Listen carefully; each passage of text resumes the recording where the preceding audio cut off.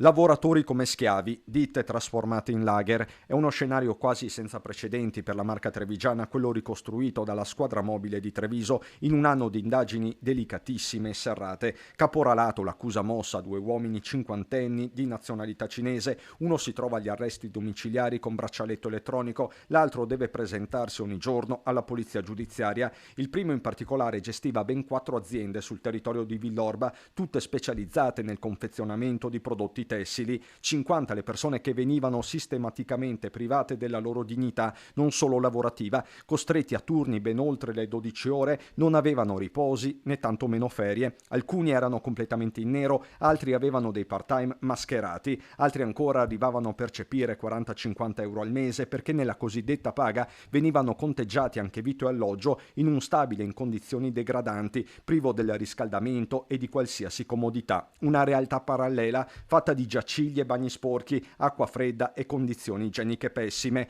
Quelli che vivevano in abitazioni proprie venivano spesso prelevati da casa e accompagnati al lavoro con un controllo continuo. I lavoratori e le lavoratrici impiegati erano tutti stranieri, in buona parte cinesi, spesso arrivati da poco in Italia e ancora smarriti, ma anche pakistani e bengalesi, tanti quelli regolari o con permesso di soggiorno. Ad accomunarli quello che gli stessi inquirenti definiscono stato di bisogno, facili prede di un meccanismo senza scrupoli. Gli uomini della squadra mobile guidati da Immacolata Benvenuto hanno operato con vigili del fuoco, ispettorato del lavoro, Spisal. La sicurezza in quelle aziende era un optional.